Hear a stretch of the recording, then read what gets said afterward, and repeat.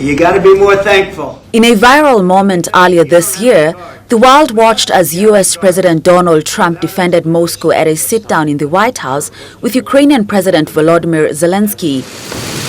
The relationship between the two seemed set in stone as Trump backed Russian President Vladimir Putin on the international stage time after time. Thank you very much. But lately this bond seems to be crumbling. I don't know what the hell happened to Putin. I've known him a long time, always gotten along with him, but he's sending rockets into cities and killing people, and I don't like it at all. Between January 20th, when Trump's presidency began, and 19th July, Russia launched more than 27,000 munitions. Strikes peaked when Moscow launched more than 5,000 drones towards Ukraine in June. And ballistic missile production in Russia grew by 66% over the past year, indicating preparation for further escalation. Death and destruction in Ukraine was not a good look for the U.S. president, trying to frame his second term as a peacemaker. After so many promises, he also saw that Russians are not doing what they promised.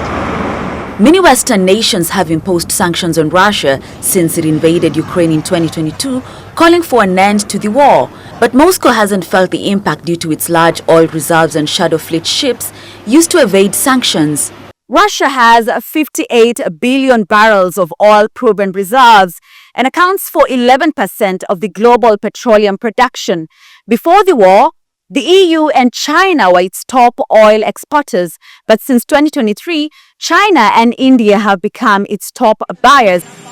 Trump has imposed a 25% tariff on Indian goods for purchasing Russian oil and threatens to escalate it to 100%. I don't think that the tariffs will bite because Russian economy has different sources from the other parts of the world, including the countries like China and India.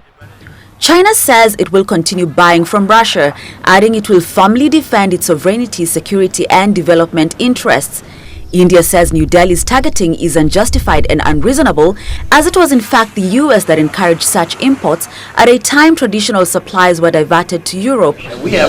So now the stakes are high, and the question is, who will blink first? So, Vladimir, thank you very much.